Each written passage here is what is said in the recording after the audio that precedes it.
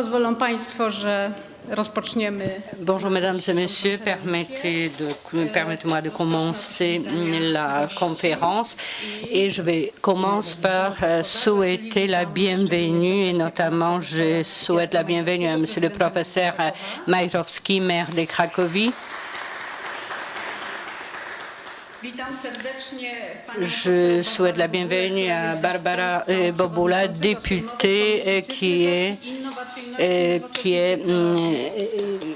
présidente adjointe de la commission à la digitalisation, qui a participé au premier forum et elle est du côté sociétal. Je souhaite aussi la bienvenue à M. Poremski, qui est conseiller municipal de la ville de Cracovie, et je souhaite la bienvenue à nos intervenants, Monsieur le professeur Olivier Cachard,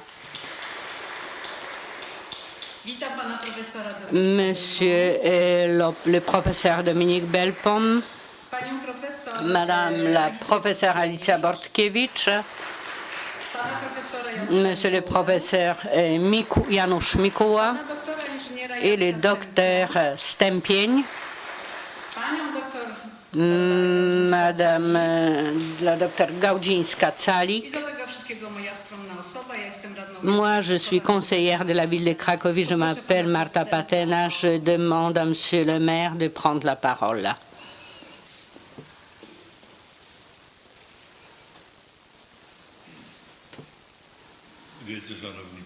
Mesdames et Messieurs, je vous souhaite la bienvenue très chaleureusement dans toutes vos fonctions et vos grades. Depuis bien longtemps, nous luttons ici à Cracovie et nous avons été la première ville à avoir aperçu ces problèmes et à l'affronter. Et ce qui nous a valu le nom d'une ville la plus polluée de Pologne. Comme vous le savez très bien, ce n'est pas vrai, parce que nous avons été la première ville qui a commencé à faire des analyses, des mesures en la matière. Et quand les autres villes ont mis en œuvre l'approche similaire, il s'est avéré que la situation n'était pas si mauvaise que ça. Cela ne veut pas pourtant dire que la situation est bonne. Et il y a eu un élément qui n'a pas attiré toujours cette attention. Il s'agit des pollutions avec les champs électromagnétiques.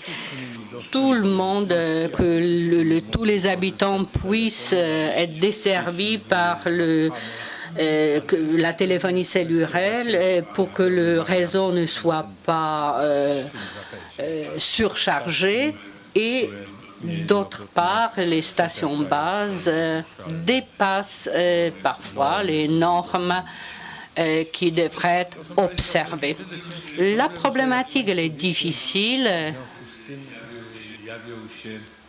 parce que il y a beaucoup de comités qui se créent, qui demandent la suppression des stations bases, qui luttent contre les stations bases. Moi, je comprends très bien cette approche, mais je voudrais aussi attirer l'attention sur les faits que si les opérateurs ne dépassent pas les normes, donc on pourra marier ces deux approches. D'une part, l'air non pollué par le champ électromagnétique, et d'autre part, la possibilité donnée aux portables de fonctionner, de couvrir les territoires. Cette conférence est la deuxième, c'est sa deuxième édition. Je tiens à remercier Madame la conseillère Patena, qui est l'esprit, la locomotive de cette initiative. Cette problématique lui tient à cœur et elle tient à sensibiliser le maximum de gens Et je tiens aussi à remercier Monsieur le Consul général de France qui nous a rejoints dans cette action et grâce au soutien de Monsieur le Consul général, nous avons la possibilité d'avoir l'avis des experts venus de France parce que la France, si je ne me trompe pas, a été le premier pays à avoir relevé le défi et les experts français sont prêts à partager l'expérience française avec nous. Je les remercie d'être venus parce qu'il est toujours beaucoup plus facile de travailler si on peut tirer l'expérience, si on peut profiter de l'expérience de ceux qui ont relevé les défis plutôt que nous.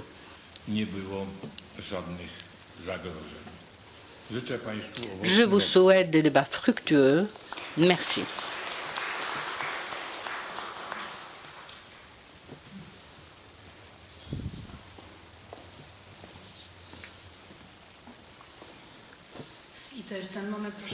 Et voilà le moment où, quand on cherche quelque chose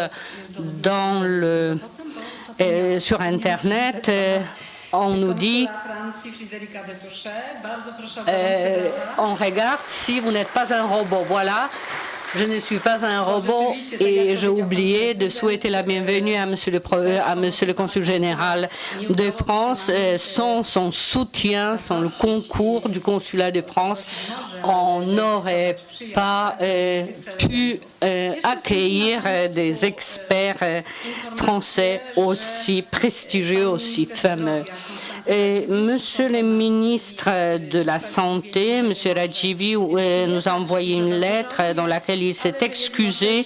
Il a eu un empêchement et il se réjouit de voir que la municipalité de Cracovie, par la conférence, la municipalité tient à informer la population des dangers. Le ministre des Transports regrette aussi de n'être pas venu et il nous souhaite aussi tous les biens et des débats fructueux. Monsieur le ministre est député de la région de Cracovie, donc il connaît parfaitement la problématique. Comme Monsieur le maire l'a déjà mentionné, l'année passée, on s'est rencontrés pour la première fois et Monsieur le maire a comparé le poids de la problématique que nous traitons à la protection du patrimoine. Et Madame Cizel-Halmon, présidente de l'organisation internationale qui a été soutenue par les autorités scientifiques indépendantes et qui s'occupe de la pollution des champs par les champs radioélectriques et qui coopère avec les ONG dans le monde entier, y compris avec les ONG de Pologne, à présenter les mesures qui sont prises par le Parlement européen, soit différentes résolutions, et les mesures qui sont mises en œuvre par les assureurs. Monsieur Ole Johansson, professeur de Karolinska Institute en Suède, donc l'institut qui discerne le prix Nobel en médecine, il a présenté les éléments de preuve concernant les effets sur la santé et il a souligné qu'il faut avoir une nouvelle approche à la protection de la santé publique, notamment des enfants, des fœtus et des femmes enceintes. Il a souligné que les normes actuelles ne sont pas valables parce que les effets sur la santé sont observés au-dessous des normes fixées. Monsieur le professeur Klonowski de l'Académie polonaise des sciences a attiré l'attention sur le fait que différents centres font les études sur les effets de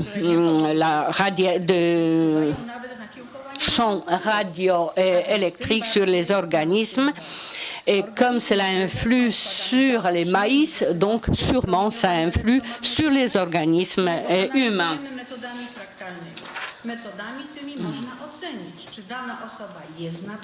il est possible, il est d'ores et déjà possible de voir si telle ou telle personne est hypersensible. Monsieur Sławomir Mazurek, sous-secrétaire d'État au ministère de l'Environnement, a constaté que l'expérience de la ville de Cracovie a montré que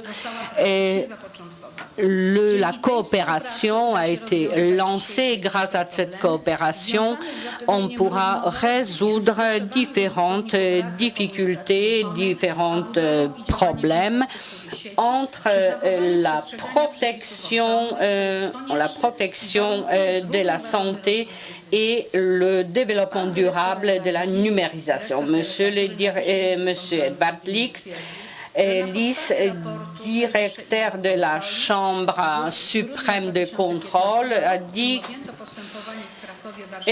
qu'en 2009-2014, il y a eu des études qui ont été faites à Cracovie, à Varsovie, à Lublin, et on voit qu'il faut élaborer les procédures strictes concernant l'implantation des stations base. Madame Olszowska-Dej, directrice de la gestion de l'environnement à Cracovie, a dit que les élus de Cracovie s'occupent de ces problématiques depuis 2010.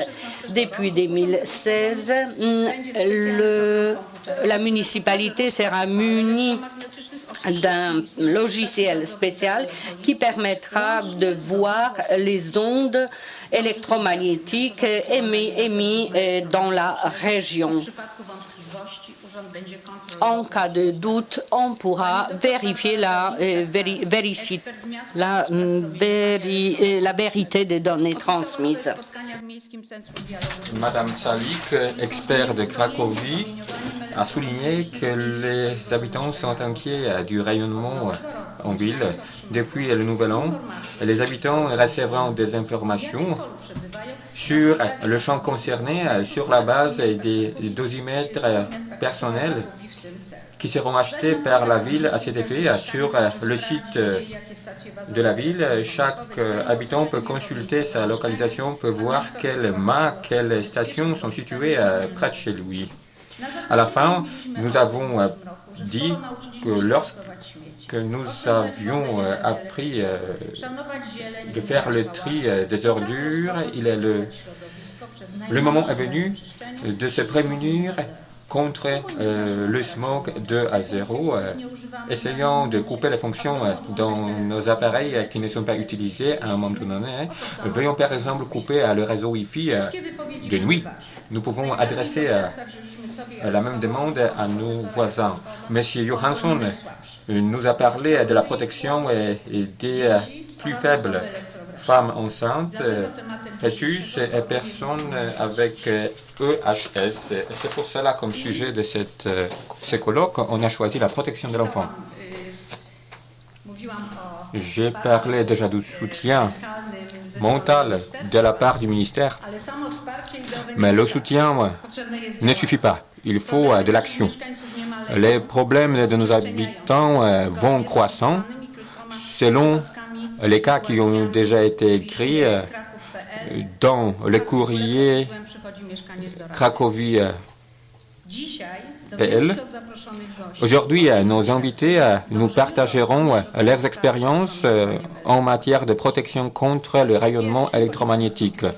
On a révisé l'agenda. Tout d'abord, on va se pencher sur les aspects juridiques de la protection des habitants contre la pollution électromagnétique depuis les stations de base, sur l'exemple de la France. Monsieur le professeur Olivier Cachard est doyen d'honneur de la faculté de droit. Il travaille à l'Institut François Génier à l'Université de Lorraine, auteur de nombreuses publications, dont celle sur les champs électromagnétiques pour les juristes et pour les décideurs. Avant d'inviter monsieur le professeur, je vous dois une information que madame l'eurodéputée Michèle Rivasi n'a pas pu nous rejoindre. Pour cela, je me suis permis de prolonger ma communication et je passe la parole à monsieur le professeur.